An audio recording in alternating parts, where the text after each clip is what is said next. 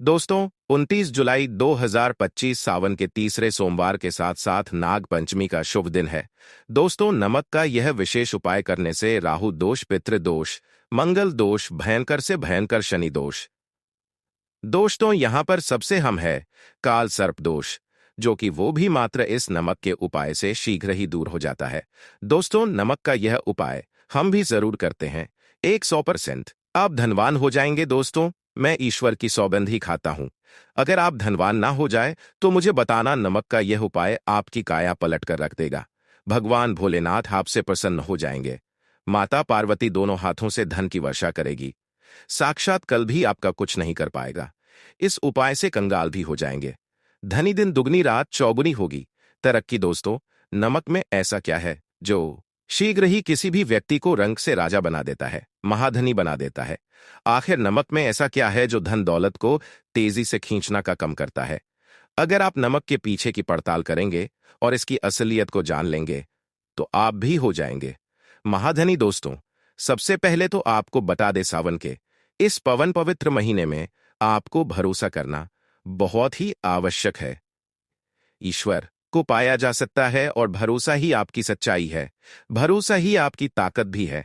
अगर आपने इस उपाय पर भरोसा कर लिया तो आप साक्षात महादेव की कृपा प्राप्त कर लेंगे, क्योंकि भरोसे से ही सारे कार्य होते हैं और परिपूर्ण और सफल होते हैं। और देखिए दोस्तों, भरोसे पर यह दुनिया कायम है। अगर भरोसा नहीं तो ये दुनिया भी कब की नष्ट हो चुकी होती। दोस्तों, पुराने समय से नमक का इस्तेमाल किया जाता रहा है। नमक केवल हमारे भजन को स्वादिष्ट बनाता है, बल्कि नमक ना जान कितने अनगिनत फायदे हमें देता है। अगर मनुष्य के अंदर नमक की कमी हो जैन तो वो शरीर कभी भी खराब हो सकता है। माना जाता है कि नमक न केवल हमारे जीवन का हिस्सा है, बल्कि नमक सबसे जल्दी करोड़पति भी बना देता है। नमक के अंदर सकारात्मक ऊर्जा का भंडार भारत हुआ है। नमक रसोई घर की शान कहे जान वाले अपने अंदर ना जान कितने ही ऐसे रात छुपा कर बैठा है। अगर जी मनुष्य को पता चल जाए तो वो कभी भी करोड़पति बन सकता है। नमक के बड़े में कुछ ऐसे उपाय प्रचलित हैं। अगर जो मनुष्य इसे कर ले या अपना ले तो वो निश्चित तौर पर अपनी गरीबी को दूर कर सकता है। वो शीघ्र ही धनी हो सकता है। नमक का यह उपाय रातों रात आपकी किस्मत पलट कर रख सकता है। लेकिन दोस्तों, याद रहे, दिल से किया हुआ कार्य जरूर सफल होता है। दोस्तों, भगवान भोलेनाथ जी का जयकारा लगाते हुए वीडियो को शुरू करते हैं। सच्चे दिल से कमेंट बॉक्स में लिखे हर हर महादेव, ओम नमः शिवाय एक लायक जरूर करें दोस्त। और सबसे पहले जो उपाय हम आपको बताने वाले हैं वो आपकी काया पलट कर रख देगा, आपको पूरी तरह से महाधनी बना देगा। अगर आप सरकारी नौकरी प्राप्त करना चाहते हैं तो यह नमक का विशेष उपाय आपको पाल भर में नौकरी हासिल कर देगा। अगर आप दुश्मन पर विजय प्राप्त करना चाहते हैं तो मंत्र करने भर से इसके दुश्मन पर विजय प्राप्त हो जाती है। नमक के इस उपाय से आपकी हाथों की लकीरें उभर करे जाएगी। घर में बीमारी नहीं आएगी। आपका रोजगार व्यापार ऐसे दौड़ेगा जैसे मानो उड़ता हुआ पक्षी। यह उपाय नहीं, आपकी बंद किस्मत के खोलना की चाबी है। और यह महाचाबी। दोस्तों, इस उपाय को करने से चूकना मत। नमक के इस उपाय से आप जो चाहोगे वह पाओगे। करोड़ का खजाना भी आपको प्राप्त हो जाएगा। यहां तक कि दोस्तों, आप किसी से प्यार करते हैं, अगर आप किसी से प्यार करते हैं तो नमक का यह उपाय आपका खोया हुआ प्यार वापस दिल देगा। लाखों में बहुत कम लोग जानते हैं नमक का यह उपाय। दोस्तों, मैं आपको बता रहा हूं। दिल खोलकर इस उपाय को करें, चुपचाप करें और प्रसन्नता के साथ करें। आपका कम इस दिन से हो जाएगा। दोस्तों, देखिए, सबसे पहले आपको बाजार से सदा नमक खरीद दिलाना है, यानी कि डेली वाला, जो कि कुछ इस प्रकार से दिखता है। आप हमारे वीडियो में देख सकते हैं। तो बाजार से आप 11 रुपए का या फिर 21 रुपए का नमक ले आए, यानी डेली वाला, और इसे लाकर के आप घर के अग्रकोण यानी पूर्व और दक्षिण दिशा में रखें। अग्रकोण पूर्व और दक्षिण दिशा को कहते हैं। तो अब आपको नमक को घर के इसी कोने में ला करके चुपचाप नाग पंचमी के दिन या फिर किसी विशेष अवसर पर या अमावस्या पर या पूर्णिमा के दिन कभी भी आप यह उपाय करें। आप जो चाहोगे वह आपको प्राप्त हो जाएगा। तो घर के इस कोन में नमक को अपने सर के ऊपर से 7 बार उतार कर रख दें। फिर उसके बाद आपको एक मंत्र बोलना है। नमक आप किसी भी पत्र में रख सकते हैं। अब इस नमक को सिद्ध करना है। वो मंत्र मैं आपको बता रहा हूं। ओम स्वाहा। इस मंत्र का आपको 108 बार या फिर 21 बार जप करना है। दोस्तों, यह मंत्र आपको नमक के सामने बैठकर ही बोलना है। मंत्र पढ़ने के बाद एक दिन के लिए नमक वहीं पर रहने दें। फिर उसके अगले दिन यानी सुबह के समय किसी नदी में डाल दे दो। तो यही वो कोना है जी कोनी में आपकी परेशानी छुपी होती है, आपकी गरीबी छुपी होती है, आपकी गरीबी छुपी होती है, आपकी कामयाबी का राज छुपा होता है। पूरे घर का तमाम तरह कर आज इसी कोनी में होता है और यह आपके शरीर से लाकर के इस कोनी में रख देता है। आपको फिर से यही ऊर्जा वापस अपनी लेनी है। तो आपको करना क्या है, अगले ही दिन वो नमक उठाकर किसी नदी में बहा दे। जैसे जैसे नमक खुलेगा, इस प्रकार से आपकी तमाम परेशानियां, बीमारियां, नौकरी में रुकावटें आना, परिवार में क्लेश होना, परेशानी का सर पर चढ़ना, कर्ज का बोझ हो जाना, सब कुछ जैसे जैसे नमक घुलेगा, इस प्रकार से आपकी परेशानी भी उसे नमक के साथ घुल जाएगी और पानी में बहकर चली जाएगी और आपको एक सकारात्मक का संचार आपको अपने जीवन में प्राप्त होगा। दोस्तों, कहते हैं इस उपाय को करने के बाद कभी किसी से कहना नहीं चाहिए। बिल्कुल अपना कम करने के बाद आप अपने जीवन को बदलते हुए देखें। यह उपाय करके हमारे साथ कई ऐसे जुड़े हैं जिनका जीवन पूरी तरह से बदल चुका है। आप भी अपना जीवन अगर बदलना चाहते हैं तो यह उपाय जरूर करें। दोस्तों, आगे बढ़ाने से पहले आप अपनी राशि कमेंट बॉक्स में लिख दीजिएगा। यदि कोई उपाय होगा जिससे आप लाभ कर सकते हैं तो वो आपको हम आपके कमेंट में रिप्लाई करके बता देंगे। आपको तुरंत लाभ हो जाएगा। दोस्तों, आप जानते हैं नमक का दूसरा उपाय, दोस्तों, किसी भी दिन, चाहे सोमवार का दिन हो या नाग पंचमी का दिन, आप यह उपाय किसी भी हाल कर सकते हैं। तुरंत ही फल प्रदान करता है। यह उपाय आपके सभी इच्छाओं को पूरा करेगा। चाहे कोई भी इच्छा हो, इतनी शक्ति है इस उपाय में कि आप यकीन नहीं कर पाएंगे। आइए जानते हैं। 100 ग्राम उड़द की दाल और 50 ग्राम चावल, 50 ग्राम डंठल वाली सबूत लाल मिर्च, एक मुट्ठी नमक, 100 ग्राम सरसों का तेल और एक पानी की बोतल, इन सभी सामग्रियों को एकत्रित कर लेने। इसे आप किसी थैली में ले जाकर बुजुर्ग महिला या बुजुर्ग पुरुष को दान में दे दे और चुपचाप अपने घर चले आए और देखें चमत्कार। इससे आपका भाग्योदय हो जाएगा, नौकरी व्यापार में तरक्की हो जाएगी, माँ लक्ष्मी दौड़ी दौड़ी चली आएगी, आपके चेहरे पर मुस्कान आ जाएगी। भगवान शनि देव महाराज आपके ऊपर कृपा दृष्टि बरसाएंगे, आपका बृहस्पति मजबूत हो जाएगा, यहां तक कि आपका शुक्र भी मजबूत हो जाएगा। दोस्तों, यह उपाय इतने सारे लाभ प्राप्त करता है जिसकी आप कल्पना भी नहीं कर सकते, चाहे आपकी कितनी पुरानी गरीबी ही क्यों ना हो। मंत्र इस उपाय को करने से दूर हो जाती है। दोस्तों, ये उपाय मैं भी अवश्य करता हूं और मुझे इसका लाभ पुण्य प्राप्त हुआ है। ये उपाय कभी किसी को बताकर ना करें, चुपचाप करें। जो हमने आपको सामग्री बताई है वो एक तरह की आपके लिए जड़ी बूटियों हैं। दोस्तों, इनमें से कोई भी सामग्री मिस ना हो, सभी सामग्री पूरी होनी चाहिए। इससे आपका कभी अमल नहीं होगा। आप जी भी कम में हाथ लगाएंगे, वो सफल हो जाएगा, कर्ज भी छुमंतर गाएगा। यह उपाय मैं अवश्य करता हूं, आप भी एक बार आजम कर जरूर देखें। ये कार्य करने से मुझे बहुत कुछ प्राप्त हुआ है। यह 100% सच है। दोस्तों, विदेशी लोग हाथों से नमक गिरने से ही अशुभ मानते हैं।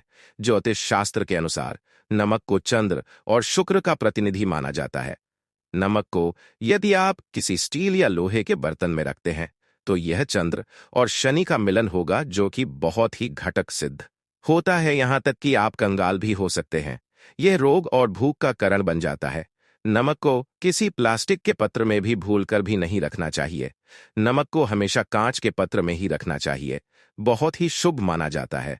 जब कोई व्यक्ति नमक को लोहे के बर्तन में या प्लास्टिक के बर्तन में रख देता है तो उसे गरीबी का सामना करना पड़ता है। चंद्र और शनि नाराज हो जाते हैं। दोस्तों, अक्सर खाने में नमक कम हो जाता है और तब आप ऐसी स्थिति में थोड़ा नमक लेकर खाने में डालते हैं और बाकी फेंक देते हैं, जो कि बहुत ही अशुभ माना जाता है। नमक का गिरना बिल्कुल भी अच्छा नहीं माना जाता। बुल्गारिया, यूक्रेन और रोमानिया जैसे देश में इसे दुर्भाग्य और विवाद का सूचक माना जाता है।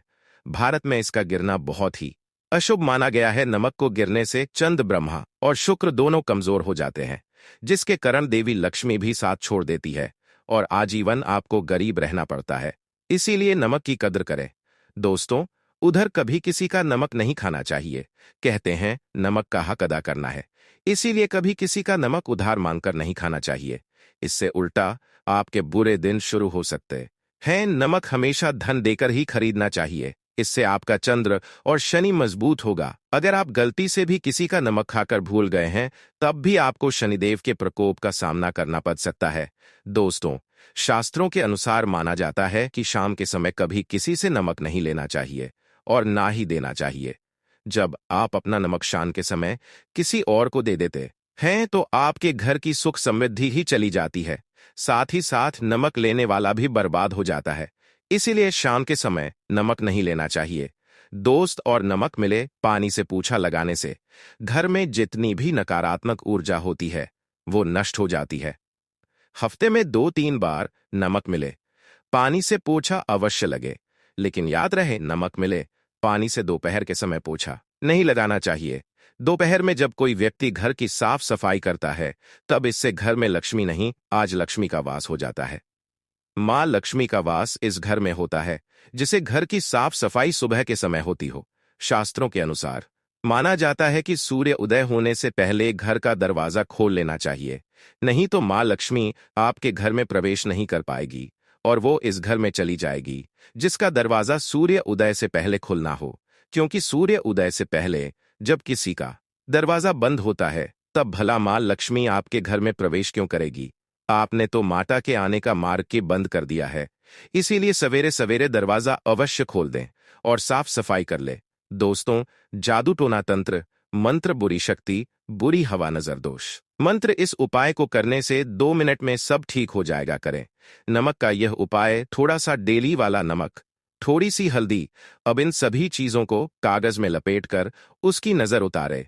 जिसे नजर लग गई हो, सर के ऊपर से 7 बार घुमाए और चुपचाप इसे अग्नि में जल दें। अग्नि आप किसी पत्र में घर में ही जलाएं। दोस्तों, आप यकीन नहीं करेंगे, 1 मिनट में सारी नजर उतार जाएगी। ये उपाय खुद हमारी माताजी हमारे ऊपर बरसों से करती चली आ रही है। यह 100% कारगर सिद्ध होता है। इससे आपकी सभी मनोकामना पूर्ण हो जाएगी, क्योंकि नजर से पत्थर भी टूट जाता है। आप तो मामूली इंसान हैं। ये उपाय बुरी नजर को कोसों दूर रखना है। लाजमी है कि जब आपके ऊपर नजर ही नहीं होगी, तब आप कामयाबी की और बढ़ेंगे, क्योंकि नजर लगे से हम कुछ नहीं कर पाते हैं। इसीलिए इसका उतारना भी है जरूरी। दोस्तों, सोते समय तकिए के नीचे नमक रखकर सोने से जितनी भी आपके अंदर नकारात्मक ऊर्जा होगी, यह उसको अपने अंदर समेट लेता है और आप सुबह के समय एक आनंददायक जीवन को महसूस करते हैं। जब आप सोते समय तकिए के नीचे नमक रखें, तो काले कपड़े में बांधकर ही जी, फिर इसे संभल कर रख दें। दोस्तों, चाय में नमक नहीं डालना चाहिए, बहुत ही अशुभ माना जाता है। चाय में नमक डालकर पीने से आपके शरीर में कई घातक बीमारी पनपती है। इससे आपका खून धीरे धीरे जलने लगता है, कम होने लगता है, आपकी हड्डियां कमजोर होने लगती है। चाय में भूलकर भी नमक कभी ना डालें, इससे आपकी मृत्यु भी हो सकती है। दोस्तों, खासकर शनिवार के दिन नमक का दान करना बहुत ही शुभ और मंगलकारी माना जाता है। इससे व्यक्ति के सभी नगराहे शांत हो जाते हैं। शनि देव की असीम कृपा इनके ऊपर बरसाती हैं। शनिवार के दिन नमक का दान करना आपके लिए खजाने का मार्ग है। आप कभी भी धनी हो सकते हैं। शनिवार को नमक अवश्य दान करें। तो भूलकर भी ज्यादा मंत्र में नमक नहीं खाना चाहिए।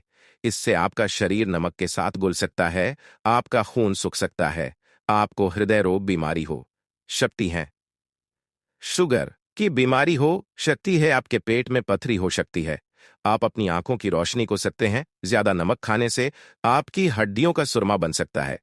नमक ना कम ना ज्यादा, इसे सीमित मंत्र में ही खाना चाहिए। बहुत ही अच्छा माना जाता है शरीर के लिए। दोस्तों, जो व्यक्ति नमक की कदर करता है, उसके ऊपर हमेशा मां लक्ष्मी का आशीर्वाद बना रहता है। अगर आप सच्चे दिल से मां लक्ष्मी को अपने घर पर बुलाना चाहते हैं, तो कमेंट बॉक्स में लिखिए, मां लक्ष्मी आपका स्वागत है हमारे घर में। दोस्तों, आज के लिए इतना ही। मित्रों, चाहे रामायण हो या महाभारत, ये दोनों ऐसे ग्रंथ हैं जिनके बारे में जितना ज्यादा जानकारी इकट्ठी की जाए उतनी कम है, क्योंकि यह इतने विशाल ग्रंथ है कि इसमें हर एक पात्र के साथ एक कथा है। ऐसे में आज के इस वीडियो में हम लोग जानने का प्रयास करेंगे कि राम, लक्ष्मण और सीता जब तीनों वनवास गए थे, तब उर्मिला ने 14 वर्ष तक क्या किया था। चलिए जानते हैं मित्रों, जिन्होंने रामायण देखी होगी या पढ़ी होगी या जिन्हें रामायण के बारे में पता है, उन्हें उर्मिला के बारे में भी पता होगा। लेकिन फिर भी अगर नहीं पता, तो चलिए आज के इस वीडियो में विस्तार से जानते हैं। मित्रों, पौराणिक कथाओं के अनुसार मिथिला के राजा जनक और रानी सुनैना की पुत्री उर्मिला नागलक्ष्मी का अवतार थीं। उनकी दो संतानें भी थीं, अंगद और चंद्रकेतु। प्रभु श्री राम, माता सीता और लक्ष्मण के वनवास जाते समय उर्मिला भी अपने पति लक्ष्मण के साथ वनवास जाना चाहती थी, लेकिन लक्ष्मण ने मना कर दिया और कहा कि वृद्ध माता पिता की देखभाल करना ही उनका कर्तव्य है। इस कारण से 14 साल उर्मिला को पति से अलग अकेले काटनी पड़ी थी। लेकिन उर्मिला ने इन 14 वर्षों तक क्या किया? अगर आप जानते हैं तो कमेंट में अपने विचार जरूर पेश कीजिएगा, और अगर नहीं जानते तो बने रहिए इस वीडियो के अंत तक। दोस्तों, अगर आपको यह कहानी अच्छी लग रही है तो कृपया इस वीडियो को लाइक करके हमारे चैनल को सब्सक्राइब कर दीजिए। इसमें आपको तो 2 से 3 सेकंड का समय लगेगा और सनातन के लिए किया जा रहा है। मित्रों, पौराणिक कथाओं के अनुसार रामायण में बताया गया है कि राम, लक्ष्मण, भरत और शत्रुघ्न के जन्म के वक्त राम, भरत और शत्रुघ्न अन्य बच्चों की भांति कुछ देर रोने के बाद चुप हो गए थे, लेकिन लक्ष्मण रोते ही रहे। फिर उसके बाद जब उन्हें राम के बदल में लिटाया गया, तब जाकर उनका रोना बंद हुआ। तब से वह हर वक्त राम की परछाई ही बनकर रहे। लक्ष्मण जी के लिए राम ही माता, पिता, गुरु, भाई सब कुछ थे, और उनकी आज्ञा का पालन ही उनका मुख्य धर्म था। वे सदा उनके साथ छाया की तरह रहते थे। भगवान श्री राम के प्रति किसी के भी अपमान सूचक शब्द को यह कभी बर्दाश्त नहीं करते थे। वास्तव में लक्ष्मण का वनवास राम के वनवास से भी अधिक महान है। जब राजा दशरथ ने भगवान राम को 14 वर्ष के वनवास का आदेश दिया, तो लक्ष्मण ने भी अपने अग्रज के साथ वन में जाने का निर्णय ले लिया। राम के वनवास जाने के समय उर्मिला भी एक पतिव्रता स्त्री की तरह अपने पति लक्ष्मण जी के साथ जाना चाहती थी, लेकिन लक्ष्मण जी ने उन्हें ले जाने से इनकार कर दिया। उर्मिला ने बहुत मिन्नतें की, वह अपने पति की सेवा करना चाहती थी, पति के हर दुख सुख की साथ ही बनना चाहती थी। पर लक्ष्मण जी ने कर्तव्य और धर्म की दुहाई देकर देवी उर्मिला को वन जाने से रोक दिया। लक्ष्मण कहते हैं कि मैं अपने भाई राम और भाभी सीता की सेवा करने के लिए जा रहा हूं। मैं नहीं चाहता कि मेरी सेवा में कोई भी कमी रह जाए। लक्ष्मण ने उर्मिला से यह कहकर इनकार कर दिया कि अयोध्या के राजा को और माताओं को उनकी आवश्यकता है। उर्मिला के लिए बहुत कठिन समय था। उर्मिला ने दिल पर पत्थर रखकर लक्ष्मण जी की बात मान ली और वह उनके साथ नहीं गई। जब लक्ष्मण जा रहे थे, उस समय सबसे विकट क्षणों में भी उर्मिला आंसू तक नहीं बहा सकी, क्योंकि उनके पति लक्ष्मण ने उनसे एक और वचन लिया था कि वह कभी भी आंसू नहीं बहाएगी, क्योंकि अगर वह अपने दुख में डूबी रहेंगी तो परिजनों का ख्याल नहीं रख पाएगी। ऐसे में जबकि वह नववधू थी और उसके जीवन की तो अभी अभी शुरुआत ही हुई थी। लक्ष्मण के वनवास जाने के बाद उर्मिला के पिता अयोध्या आए और उर्मिला को मायके चलने का अनुरोध करने लगे, ताकि मां और सखियों के बीच उर्मिला के पति वियोग का दुख कुछ कम हो सके। परंतु उर्मिला ने अपने मायके मिथिला जाने से इनकार करते हुए कहा कि पति के आज्ञा अनुसार पति के परिजनों के साथ रहना है और दुख में उनका साथ छोड़ देना उसके लिए अधर्म है। यह उर्मिला का अखंड पतिव्रता धर्म था। वन में जब राम और सीता अपनी कुटिया में विश्राम कर रहे थे, तो लक्ष्मण प्रहरी के रूप में कुटिया के बाहर पहरा दे रहे थे। तभी रात में उनके समक्ष निद्रा देवी प्रकट हुईं।